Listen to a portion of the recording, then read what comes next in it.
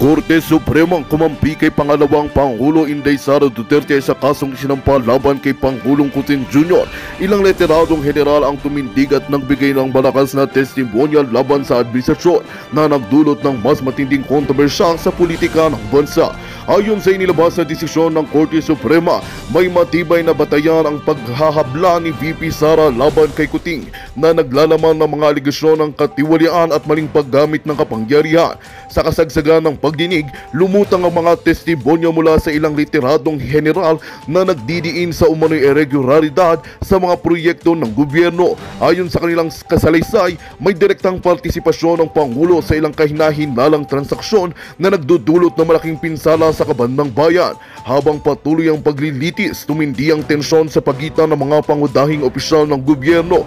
Marami ang nananawagan ng agarang aksyon at patas na hustisya mula sa Korte Suprema. Samantala, nananatiling tahimik si Kuting hinggil sa mga paratang, ngunit sinasabing naghahanda na ang kanyang kampo ng depensa. Patuloy na sinusubaybayan ng taong bayan ang magiging direksyon ng kaso na itinuturong na isa sa pinakamainit na isyu sa kasalukuyang administrasyon. At yan nga ang balitang ating pagkakatutukan. Ngunit bago ang lahat, siguraduhin mag-subscribe at i-hit ang notification bell para sa patuloy na pagtutok sa mga sulyap ng bagong balita sa tunay na boses ng masa.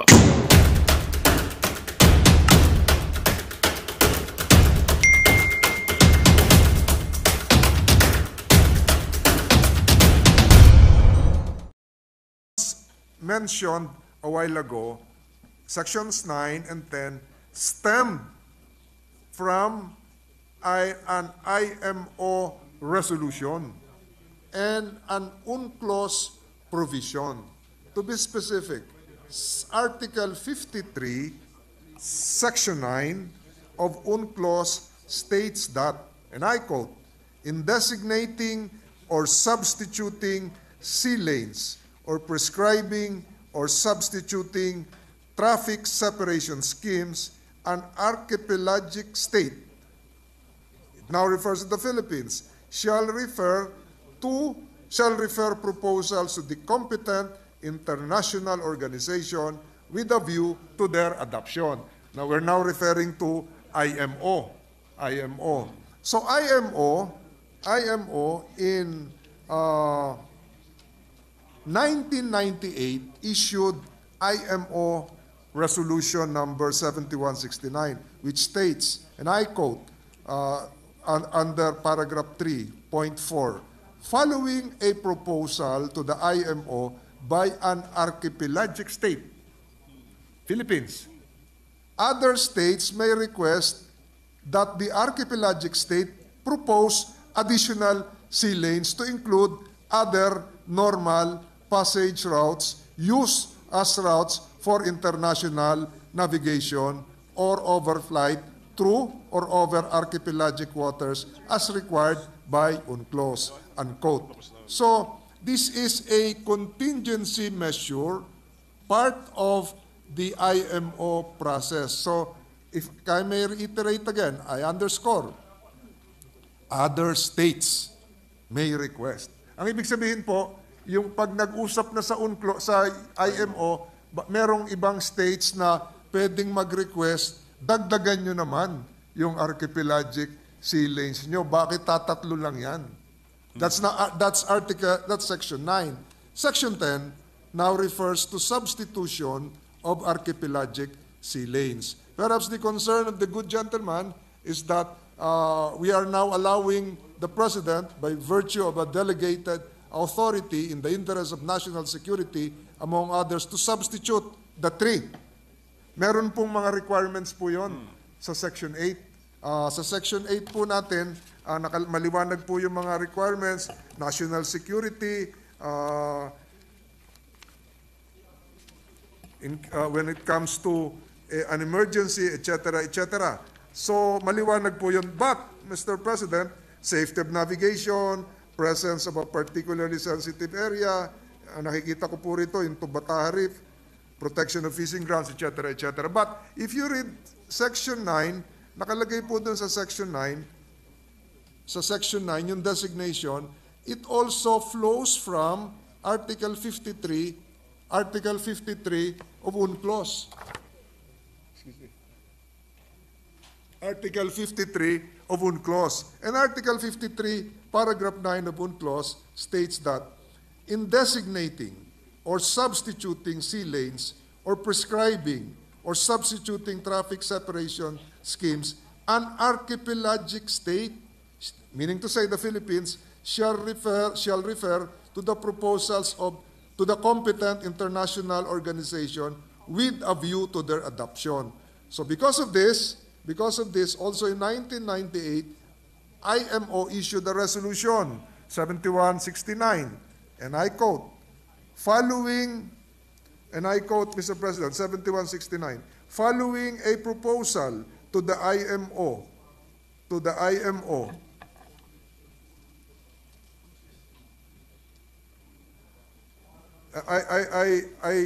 I correct myself. This is now Article 53 of UNCLOS. An archipelagic state may require, after giving due publicity thereto, substitute other sea lane or traffic separation schemes for any sea lanes or traffic separation schemes previously designated or prescribed by it. I was distracted by the papers given to me. So IMO issued Resolution 7169, also in 1998, an archipelagic state, when circumstances require, after giving due notice, due publicity thereto, substitute other sea lanes or traffic separation schemes for any sea lanes or traffic separation scheme previously designated or prescribed by it. Liliwanagin ko po. Ang substitution po, magmumula sa Pilipinas. Tayo magsasabi sa IMO, palitan niyo po ito kasi po gusto namin ilipat na because of we want to preserve an area where a previous sea lane would traverse.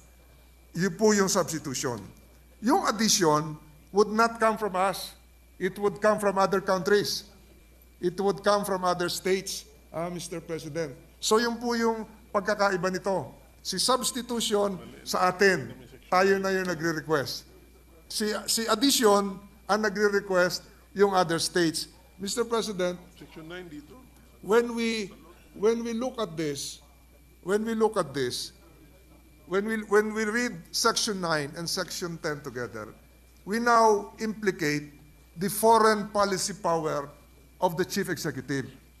Pag nag-uusap-usap po sa ang mga iba't ibang bansa, ang atin pong number one delegate through the Secretary of Foreign Affairs is the President of the Philippines. So siya po yung pwedeng magsabi, o sige, payag kami, ang Pilipinas na dagdagan ng another sea lane sa request ninyo. Kasi baka nagbago yung sea lane ng Indonesia, dugtong na lang natin doon. Or tayo naman po ang mag-request, i-substitute na natin itong sea lane natin na designate, hindi na Balintang Channel, yun na lang Babuyan Channel, para ma-preserve yung dulo ng Batanes. Kunyari lang po, Mr. President. So, we now give the President the authority, the delegated power to negotiate. And with that authority, we empower him likewise without necessarily going to Congress na magdi-debate na ulit tayo kung ano yung dapat na sea lanes. Because, Mr. President, the sea lanes are not just imposed by legal provisions, but because it is given to us geographically by Mother Nature, Mr. President. And if you look at our map, there are only 9 possible entry and exit points in our archipelagic waters. And if I may name them from north to south and the rest, Balintang Channel, Babuyan Channel, Verde Island Passage, Linakpakan Strait, San Bernardino Strait, Surigao Strait, Balabac Strait, Basilan Strait, Sibuto Passage. Siyam lang po yun. Kaya hindi na tayo, yung atin pong i-add, doon din manggagaling. Yung atin pong isa-substitute, doon din po manggagaling. Hindi na po tayo pwedeng kumuha pa ng ibang mga sea lanes kasi wala na pong dadaanan dyan, Mr. President. So, we now give the President exact standards to follow, and that is under Section 8 of this measure, when the President, through the Department of Foreign Affairs, negotiates with the International Maritime Organization, Mr. President. So, in that archipelagic waters, talagang siyam na lang yan. Tatlo lang po yung in-enumerate natin. So kung mag-a-add tayo, doon manggagaling sa siyam. Kung magsa-substitute tayo, doon din po manggagaling sa siyam. We can no longer reinvent our waters because the depth, the geographical compactness was given to us by Mother Nature, Mr. President. So the lay of the land, Mr. President, that's the universe, lay of the land over the sea. So the universe, according to our sponsor, would be 9 possible archipelagic sea lanes. But out of curiosity, if I remember, the sponsor said that the executive branch originally proposed Yes, 11. 11. Paano po nangyari yun? Meron How pong is that possible? meron pong kinonek na pinag-connect na sea lane ang proposal ng Coast Guard pero hindi na po yun tinanggap. There is a if I can just So, no, I just want to be clarified. Opo. With God's blessings, ilan ba talaga? What is the universe of the The- possible sea lanes? 9 or 11? How come the executive branch saw 11, Mr. President? The entry and exit points 9. Pero pag dinugtong-dugtong nyo po, pwedeng maging 11. And I have the list of the 11 here. But the 11 would just be a mere expansion of the 9. Kagaya po halimbawa, Mr. President, ng Basilan Strait, Celebes Sea, Basilan Strait, malapit na rin po yan sa Celebes Sea, Sibuto Passage. The Celebes Sea, Sibuto Passage, Nasubata Channel, yun din po yung entry. Magkakaiba lang po doon sa gitna kasi yung pang-10 sinama yung Bohol Sea. But the entry and exit will be the same. Nagkaiba lang yung gitna. Opo. Yung Sige. pong So- minsan nasasama yung Sarangani Strait, minsan nasama po yung Bohol Sea. But since we're talking about sea lanes, na pwede mong ipag-connect ka para mga highways yan, network po yan. So, can we say that the universe is 11? I would still probably, Mr. President, stick to the 9 because when you speak of sea lanes as well as freedom of navigation, the purpose really is to traverse from one end of the high seas, to another end of the high seas. So, nanggaling po sa isang exclusive economic zone, palabas sa isang exclusive economic zone. Correct. So, from high seas to high seas. So, halimbawa pong galing kayo ng dulo po ng EDSA sa Baclaran o sa MOA, lalabas po kayo ng Caloocan, ang entry point mo ay Baclaran, ang exit mo ay Caloocan, pero in between, kung gusto mong mag-iwas-iwas ng traffic, pwede ka nang pumasok sa Mandaluyong o yung Mabuhay lanes. But just the same, we refer to the entry point and exit points, Mr. President. So, Mr. President, just to further our understanding, let's assume that this is now our law, and let's look at archipelagic sea lane number 3. So, a ship which enters from the southern Philippine side, that would be the island of Basilan and in between the Zamboanga Peninsula, the tip of the Zamboanga Peninsula, may ship doon. That ship can turn right and exit at number 2, Mr. President. Is that allowed? Yes. That's allowed? Yes. Okay, sir. Yes. Yes, so Practically and theoretically, pero I but doubt if that's they allowed. will. That's allowed. Yes. Okay, so that's what I want to understand, Mr. Yes. President. Okay. So the sea lanes are recognized, and then you can use the sea lanes network because these are the recognized Yes. highways Yes. on the sea. Okay, so thank you for that, Mr. President. But actually, okay, just to pursue the answer of our sponsor, Section 9 is not that clear, Mr. President, as written na ito pala, this is not the independent and unilateral decision of the President to add. He cannot do it. It must be upon request of other states. But look at Section 9. That is not clear, Mr. President. Yes, the Section 9 is a discretionary provision because Yes. of the word may. Yeah. But in practice, Mr. President, since we have already agreed that this will be the 3, I don't think the President would just randomly change or adopt this is additional. adding. Except if you read the previous section, which is Section 8. And Section 8, Mr. President, is very clear. Section 8 refers to the instances when the President, when the factors to be considered by the President when designating a sea lane, including the coordinates: national security and public safety, safety of navigation, presence of a particularly sensitive area. This refers to protected maritime areas, protection of fishing grounds, management of the risk of pollution. Halimbawa po doon sa isang maritime archipelagic sea lane ay nagkaroon ng oil spill. Kagaya po na nangyayari ngayon, the President can designate.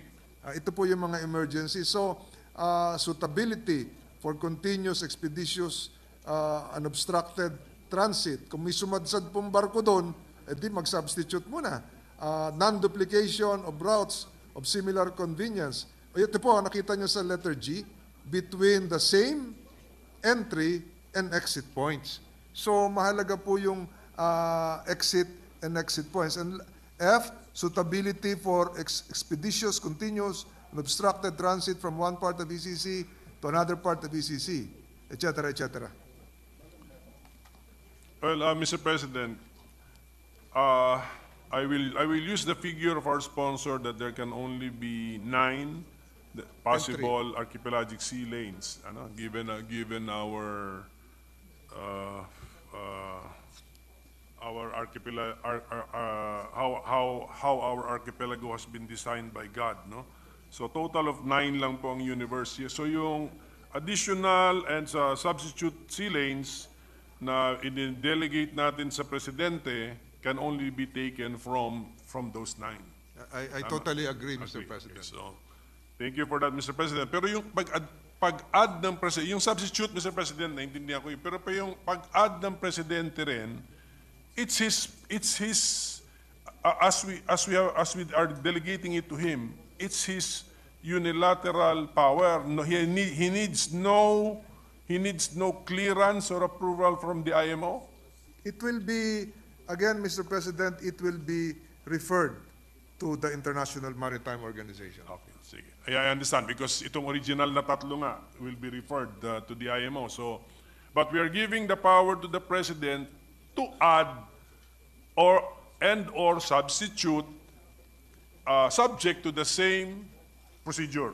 Correct, Mr. Yes, kasi sa original kailangan. Okay, ngayon, some archipelagic states, I believe, have identified their ASL by law and did not delegate it to the executive branch for additional or substitute. So that's one concept.